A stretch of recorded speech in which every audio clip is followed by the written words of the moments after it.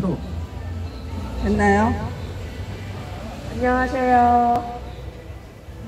우리 박세원 동지. 네. 그럼 매주 이 시간에 뮤지컬 팀들이 이렇게 있나봐요.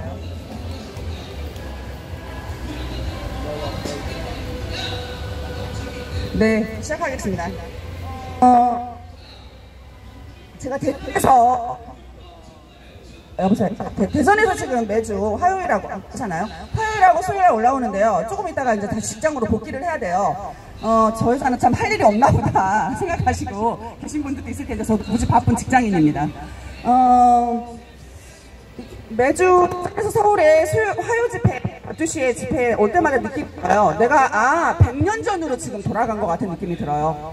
저희들이 지금 4차 혁명, 5차 혁명 시대에 우리는 100년 전 식민지 시대의 문화, 버려졌던 이야기를 가지고 저희들은 시위를 하고 그거에 대해서 역사적인 사실을 알리기 위해서 저희가 오는데 너무나 소란스러워요. 너무나 지금 혼란스럽고 포스트 식민지를 경험하고 있는 그런 느낌이 들어서 늘상 마음이 무겁고요. 참 안 좋습니다. 정말 옆에서 너무 시끄럽네요. 자, 오늘은 우리 박세원 동지하고 같이 저희들이 주제를 잡은 게요. 동성애예요.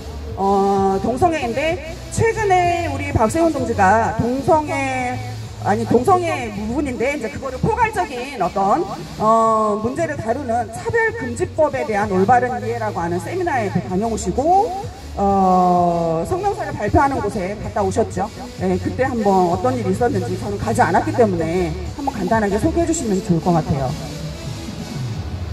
네, 월요일날 다녀왔고요. 월요일날 2시 반에 프레스센터 20층에서 있었습니다.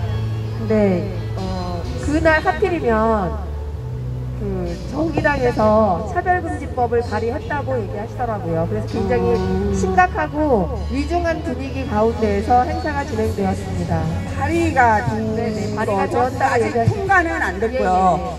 법안 발의만 됐다고 들었습니다. 네, 그럼 차별금지법에 대한 거에 어떤 건지 조금 간단하게 설명을 해주시면 안 될까요?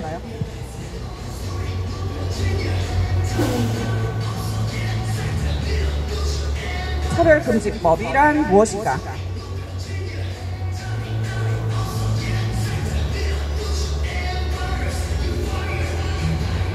구체적으로 차별금지법이 뭐다 뭐 이런 내용은 얘기하시는 거는 그날은 없었고요. 길 거예요. 그동안 네네.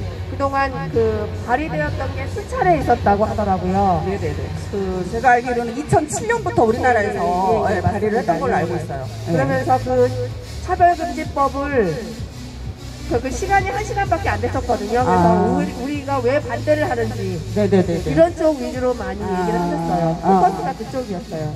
그랬었구나. 차별금지법 반대. 그러니까 뭐 성별이나 인종이나 종교나 국가나 그다음에 뭐 피부색 그다음에 이런 것들에 대한 어떤 혐오 발언 또는 차별적인 발언을 하면 안 되는 그런 거에 대한 어떤 금지법이잖아요. 네. 그리고 어떤 용어에다가요. 저희가 가장 문제 삼았던 게 성적 지향 뭐 이런 용어 같은 거 굉장히 핫 이슈가 됐었는데 그런 용어를 뺐대요. 근데 뺀 대신에 뭐뭐 등 해서 다시 넣을 수도 있는 독소 조항으로 해석도 가능한 그런 용어들이 막 교묘하게 들어가 있다고 법조인들이 많이 우려하셨어요. 그럼 우리나라에서 차별금지법 안에 성적 지향이라는 단어가 안 들어가나요? 이번에 포괄적 차별금지법 이런 거에서 성적 지향, 성별 정체성 등의 독소 조항을 아마 그러니까 너무 강력하게 얘기하니까 빼려고 얘기하시나 봐요. 근데 그 대신에 그거를 대신할 만한 어떤 그런 뭐뭐 등 뭐 이런 용어를 써가지고 얼마든지 해석이 가능하게 그렇게 했다고 얘기를 하시는 것 같았습니다. 저희 정기 집회는 화요일이에요. 저쪽에서 있거든요. 네, 그때 오시면 돼요. 일본 분이 오셔서 잠깐 저희 집회 안내를 했고요. 그러면 포괄적인 차별금지법 안에 사실은 성적 지향이라고 하는 동성애 부분이 들어갈 수 있다는 얘기인가요? 그거를 내포하고 있다는 거잖아요. 포괄적 차별금지법 이렇게 나와요. 근데 거기에 성적 지향이나 성별 정체성 등의 독소 조항을 삭제해도 아무 소용이 없다 이랬는데, 성적 지향하면 간단하게 말하면 동성애에 대해서 차별을 하면, 차별적인 어떤 발언을 하면 그거에 대해서 이제 처벌을 하겠다, 이런 얘기인데 그 말 대신에 포괄적이라는 단어를 집어넣었군요. 아, 그렇구나. 그리고 그쪽에서 반대하는 이유를 여러 가지로 얘기하셨는데요. 네네네네. 현재 국가인권위원회 법에 성적 지향이 차별금지 사유로 이미 들어있다고 하시더라고요. 인권위원회. 네, 그래서 국가인권의 법 자체가 이제 권고 기능밖에 없다고 하는데, 차별금지법을 또 만들어서 시행명령, 강제이행금 뭐 이렇게 해서 뭐 거기서 예시하시기를 3천만 원 뭐 이렇게 얘기하시더라고요. 근데 우리 민간인이나 일반 저기에서 차별금지법 반대하시는 분들은 이게 한 번 할 때마다 그 강제 이행금을 해서 3천만 원 계속 부과를 하면 굉장히 부담스럽게 다가오잖아요. 네네. 그런 식으로, 그러니까 구속을 하고 그러니까 말을 못하도록 입에 재갈을 물리는 어떤 그런 것들이 있나 봐요. 그래서 굉장히 심각하게 법조인들이 우려를 하셨습니다. 네네. 저 시청자 여러분들을 위해서 잠깐 소개 말씀드리면, 네네. 왜 생소한 지금 동성애 문제, 차별금지법에 관한 이야기를 하는 게 약간 생소할 거예요. 왜냐하면 반일동상 진실규명 공대위와 위안부 인권회복실천연대가 추진하고 있는 우리 활동이 바로 정대협, 오늘날 정의윤이라고 부르고 있는 그 신임 대표가 이나영 대표가 됐잖아요. 네. 그래서 바로 페미니스트의 대목이기 때문에 페미니즘이 지금 주장하고 있는 내용이 바로 차별금지법을 국회에서 통과시키는 그런 역할을 하고 있어요. 네. 그래서 그들이 의도하는 것이 바로 이 정면으로 우리하고 지금 만나기 때문에 바로 두 동지께서 설명을 하는 것입니다. 네, 계속해 주시죠. 네. 그래서 그 시행명령, 강제이행금, 그리고 실제로 징벌적 손해배상이라고 해서 2배에서 5배까지도 받을 수 있게끔 그렇게 한대요. 그리고 벌금이나 징역 같은 그런 것도 할 수 있게끔 하려고 하고 있대요. 그리고 또 저희가 그쪽에서 반대하는 입장이, 차별을 받았는지 조사하는 기관이 국가인권위원회라고 하셨어요. 그동안 동성애 옹호 활동을 했던 국가인권위원회에서 이런 조사를 하게끔 법을 만들어버리면 결국 자기네 편끼리 조사하고 돌봐주고는 한 꼴이 돼서 아무런 의미가 없고, 당연히 그분들은 그동안 동성애를 옹호해 오셨기 때문에 국가인권위원회예요. 그래서 당연히 동성애를 옹호할 것은 불을 보듯 뻔하다. 그래서 굉장히 우려를 하셨고요. 그리고 또 국가인권위원회와 그 차별금지법 그 법안 자체가, 또 법원이 차별금지 사유 마지막에 등이라는 용어를 썼대요. 또 그 밖의 사유 뭐 이런 식으로 법안에다가 교묘하게 다른 어떤 그 논란이 될 만한 요소도 넣을 수 있게끔, 법적으로 해석이 가능하게끔 포괄적 이런 그런 용어에도, 그러니까 성적 지향을 뺐다고는 하지만 실제로 넣을 수도 있는 그런 분위기로 해석할 수 있기 때문에 이런 거는 차별금지법에 나열되어 있는 차별금지 사유 등의 예시를 봐서 성적 지원과 같은 것도 포함될 수 있는 그런 위험한 요소라면서 굉장히 걱정을 하셨어요. 네네네. 예, 참고로 말씀드리면 지금 국내의 레디컬 페미니즘, 급진적 여성주의는 동성애, 성소수자 운동하시는 분들과 연대 운동을 하고 있습니다. 네, 말씀해 주시죠. 네, 연대 운동을 하는데 대한민국 전체적으로 세계적으로 페미니스트들은 동성애를 옹호하는 것 같은데 또 적대적이기도 하잖아요. 네, 그러니까 여성인 경우에는 레즈비언, 네. 남성은 게이. 네네네. 이들의 성소수자들의 이 인권을 옹호한다는 측면에서 페미니스트들의 인권과 함께 연대 운동을 하고 있는 것이죠. 네, 권력을 강화하는 건데 그녀들은 게이에 대해서 또 혐오를 하는, 왜냐면 남자들이니까요. 그렇잖아요. 이게 여러분들 잘 아시는 김조광수, 그래서 그 감독이 게이끼리 국내에서는 최초로 법적으로 보장된 것은 아니지만 결혼을 했다고 하죠. 그렇구나. 그렇습니다. 그리고 그쪽에서 많이 우려하셨던 게, 국가인권위원회가 그동안 걸어왔던 그런 업적이라는 좀 그런데 그런 것들에 대해서 우려를 많이 하시면서요, 국가인권위원회는 그동안 차별금지 사유에 있는 성별을 젠더라는 용어로 해석하고 젠더에는 성적 지향과 성적 정체성이 포함된 것으로 해석해왔다고 하시더라고요. 그러면서 그런 걸로 우려를 하시고 실제로 국가인권위원회는 국가인권위원회 법 자체에 성별 정체성이라는 용어가 있지 않대요. 그럼에도 불구하고 이러한 해석에 근거해서 그동안 트랜스젠더 차별 사건 같은 걸 조사 처리해 오고 있었대요. 그래서 그런 그 전례를 봤을 때 국가인권위원회에서 모든 이런 차별금지법이라든지 이런 사안을 조사한다는 자체가 그 동성애 옹호하는 기관에 가까운 쪽이었기 때문에 많이 우려를 하셨습니다. 네, 그러면 이제 본론으로 우리가 동성애라는 부분을 지금 한 가지로 우리가 동성애 이렇게 얘기했지만 이게 그렇게 단순한 문제가 아닌 것 같아요. 왜냐면 우리가 위안부 하면 딱 한마디 강제연행으로 끝이잖아요. 동성애 하면 LGBTQ, 예, 뭐죠?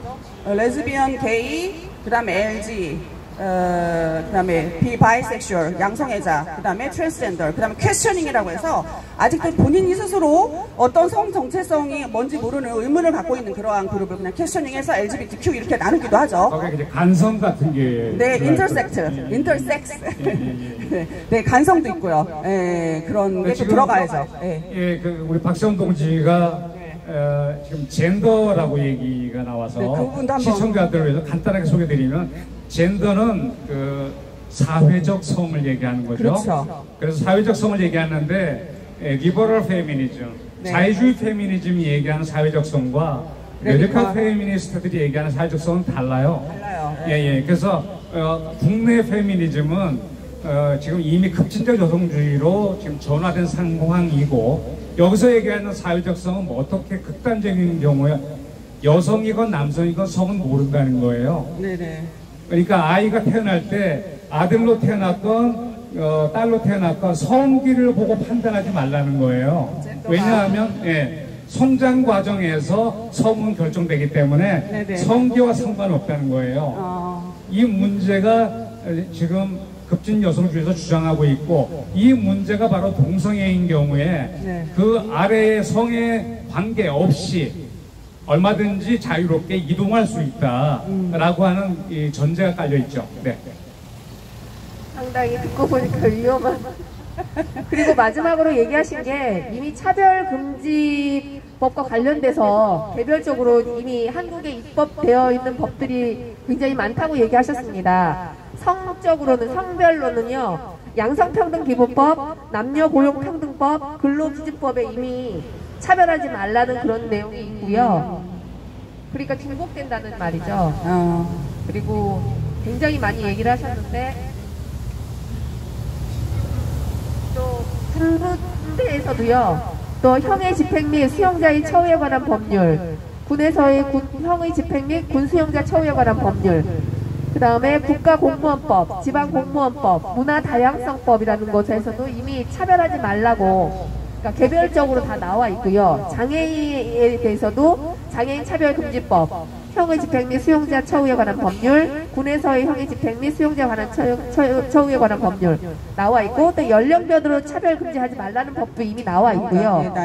남녀고용평등법, 또 군에서의 형의 아까 중복되네. 그 사회보장기본법 그래서 혼인, 임신, 출산, 가족 형태에 상관없이 차별하면 안 된다 이런 법이 있고 출신 지역, 그 다음에 출신 국가, 출신 민족, 인종, 피부색에 관해서도 또 차별하면 안 된다고 법이 이미 있습니다. 네네. 외국인 근로자의 고용 등에 관한 법, 병역법, 또 그 다음에 외국인 처우법, 난민법, 문화다양성법, 또 심지어는 이제 전과자이신 경우에도 또 형의 실효 등에 관한 법률 이미 나와 있고 또 심각한 게 또 정치적으로도 차별해서는 안 된다는 법이 이미 있다고 합니다. 교육기본법 또 너무 많다. 네네 사상적으로 정치적으로 차별해서는 안 된다는 내용이 나와 있고요. 또 호천성 면역 결핍증 에이즈라고 하죠. 에이즈 예방법에도 이미 에이즈인 환우에 대해서 차별하지 말라는 법이 있다고 합니다.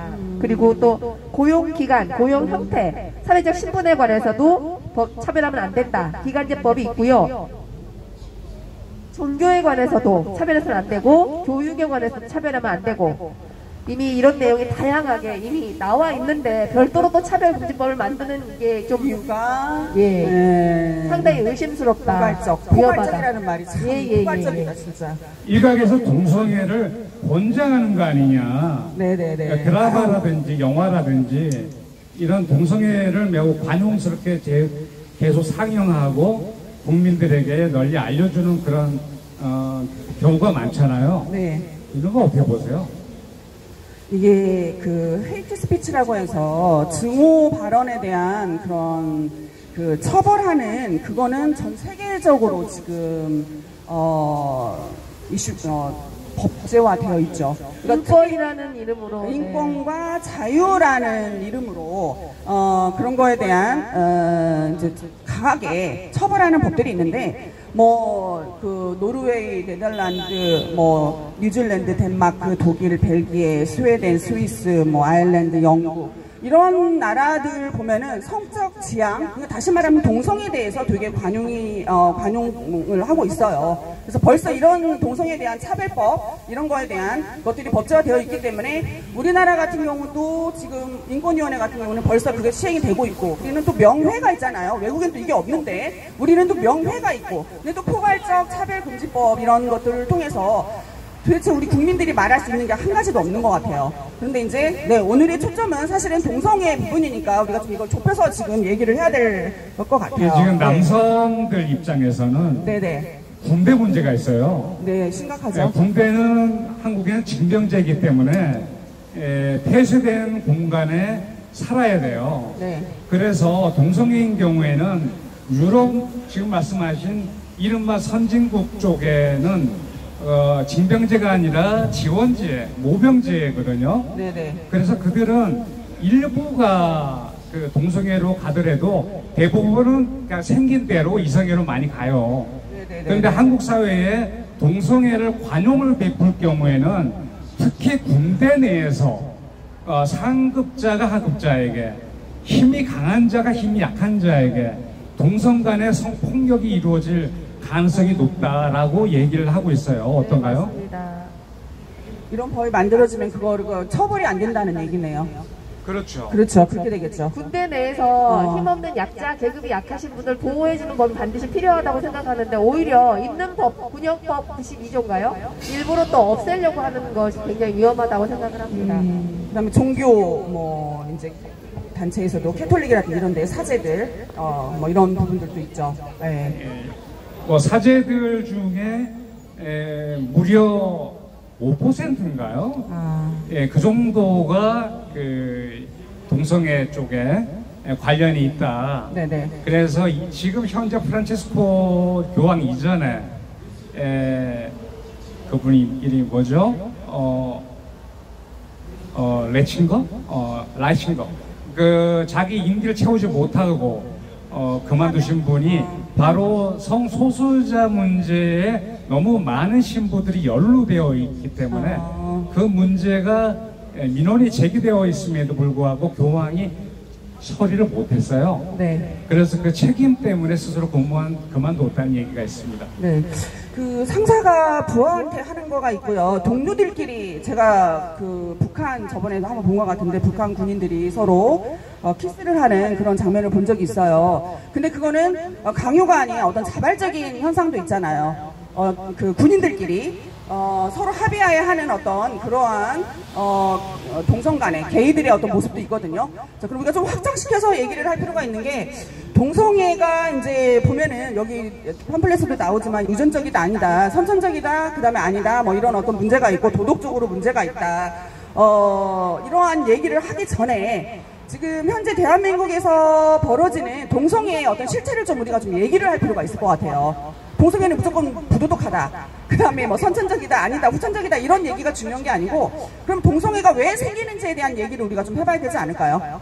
그래서 이제 대한민국에서는 아까 말씀하셨지만 구조적인 문제예요. 군대 문제가 있고요. 예.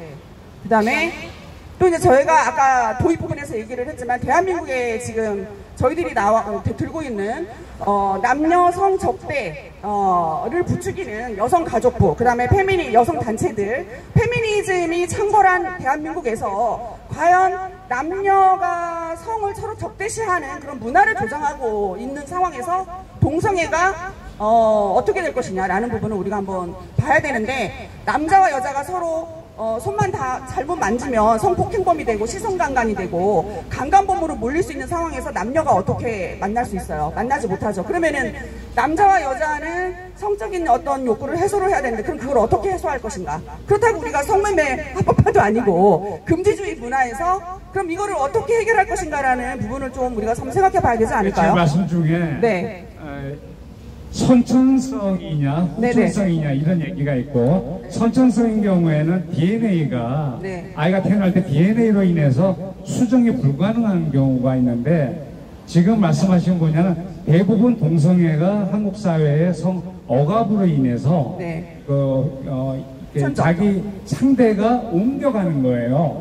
이런 경우를 유사 동성애라고 하는데, 유사 동성애가 생각보다 상당히 많다고 얘기를 해요. 생각보다 많은 게 아니라 거의 아닐까 싶어요. 사실은 저는 약간 선천성이 있다라고 이제 생각을 하는, 개인적으로. 뭐 과학자들은 아니라고 하는데 또 일설에서는 또 선천적인 부분이 있다. 근데 그 퍼센테이지가 아주 낮죠. 연구 중이에요. 네, 연구 중이기도 하고. 근데 이제 지금 우리나라에서 후천적으로 지금 동성애 문화를 양상하고 있는 이 부분을 우리가 짚어봐야 되는 거예요. 저희가 오늘 그 부분을 얘기하고 싶어서 지금 사실은 나온 건데. 인터넷 금방 검색했어요. 동반 입대라고 들어보셨죠? 네네네. 그 남자분들이 이제 같은 시기에 입대하는 거를 허용한 게 2003년부터라고 인터넷에 나오더라고요. 동반 입대 이런 것도 군대 내에서 이미 군대 가기 전에 동성애 성향이 있었다든지 그런 분들이 같이 동반으로 같이 같은 자대에 배치돼서 갈 수 있게끔 허용하는 어떤 그런 걸로 지금 제가 봤거든요. 제가 생각하고 있는 게 맞다면 동성애를 그것도 조금 옹호하거나 그런 쪽이지 않을까 우려되는 그런 제도인 것 같습니다. 지금 위험한 게 국회에서는 포괄적 차별금지법안이 아마도 국회의원 숫자로 보면 통과될 가능성이 너무 높아요. 그렇긴 해요, 현재. 예, 그런데 여기가 지금 유럽이나 미국이나 문화 풍토가 너무 달라요. 너무 다르죠. 너무 다르기 때문에 정부 여당은 차별금지법을 오케이 하고, 그리고 야당이 반대한다고 해도 숫자 때문에 통과된다면 진영 논리로 이 문제를 해결할 수 있냐 이거예요. 어떻습니까? 이건 진영 차원이 아니라 어떤 개인의 인권이나 어떤 그런 차원에서 예를 들면 부엌칼도 좋게 쓰라는 의도에서 만들어진 것일 텐데 그거를 나쁜 악인이 살인도구로 쓸 수도 있는 것처럼 법도 정말 함부로 만들면 그 법을 악용하려는 사람들에게 정말 나쁘게 악용될 소지가 있기 때문에 함부로 제정해서는 안 될 것 같습니다. 그럼 발의되기 전에 전 국민을 상대로 이 여론조사를 겸한 상당한 토론이 있어야 되는 거 아닌가요? 토론이 있어야 돼요. 이게 지금 우리나라는 무슨 법을 발의를 하면 뚝딱뚝딱 의원들이 뭐 펜대 굴리면서 인식이법이 그렇죠. 네, 감정팔이 허서해서 뭐 역효과, 뭐 부작용, 뭐 이런 어떤 부분들에 대해서 생각도 하고 다방면으로 다각도로 이 문제를 좀 생각하는 그러한 의원들이 없는 것 같아요. 그래서 그런 법을 발의하기 전에 이제 득과 실에 대한 것들에 대해서 좀 논의를 하고 충분히 연구하고 국민들의 의견도 들어보고 한 다음에 해야 되는데 그런 부분들은 거의 없는 것 같아요. 예. 이 뭐 이제 동성애 이 부분도 이제 그런 것 같고 아무튼 안타까운 일들이 뭐 국회에서 계속 벌어지고 있어요. 예. 그러니까 마치 선진국이라고 하는 쪽에서 포괄적 차별금지법의 유형이 많다고 해서 한국 사회에서 무조건 따라가는 것은 지금 전 국민의 토론 과정을 거치지 않고서 따라가는 것은 매우 위험하다라는 우려가 있고, 특히 종교계에서 이 문제를 도덕적으로 접근하는 문제와 그리고 사회 심리학이나 그리고 성 심리학이나 인간은 또 이렇게 물질적으로 우리가 몸이 돌아가잖아요. 이런 게 도덕적으로 이 문제를 접근하는 것은 어떤가요?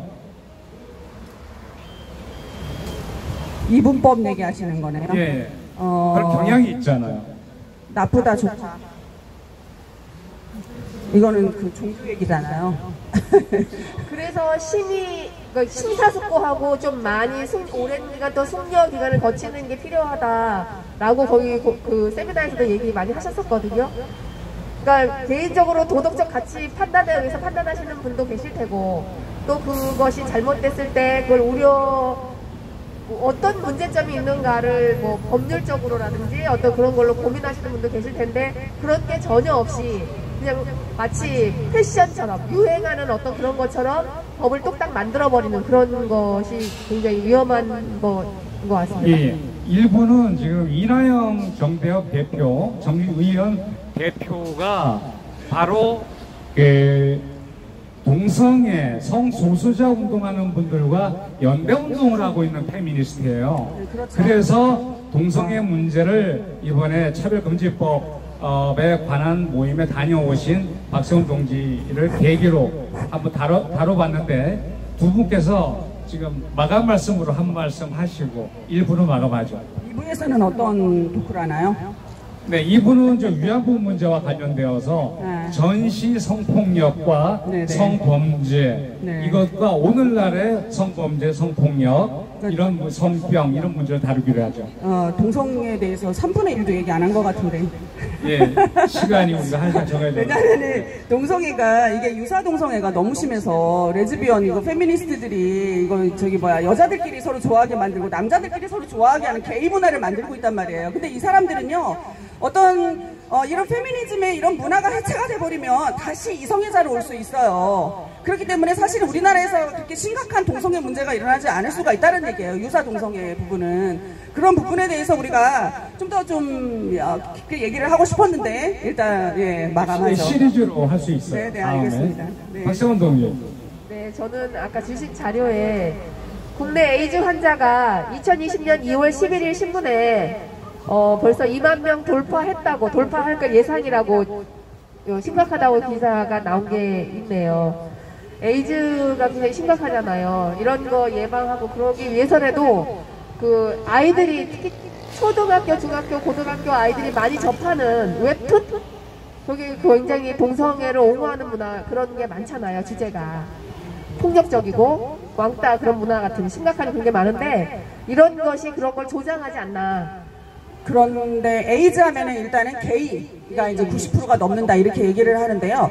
그것도 약간은 지금 우리가 좀 지적을 하고 넘어가야 되는 게, 그 게이 중에는요, 양성애자가 있어요. 그러니까 게이끼리 하다가 다시 이성애자로 돌아가는 왔다 갔다 하는 어떤 그런 문화가 있기 때문에, 이 부분을 게이라고 하는 부분에 국한시킬 것이냐, 아니면 양성애자 그리고 또 성매매 여성들하고도 연결이 되고 남성들도 연결이 되고 여성들도 연결이 되고, 이게 굳이 게이에만 국한된 건 아니고 사실은 여기 좀 복잡한 이제 일들이 좀 있죠. 왜냐면은 그 통계가 2004년 성매매 특별법 이후에 에이즈 증가가 3-4배로 증가한 걸로 나오거든요. 그거는 뭐냐면 남성들이 접촉할 수 있는 성적으로 접촉할 수 있는 어떤 기관이 불법화되어 있고, 지금 사실은 음성적으로 지금 성매매가 되고 있거든요.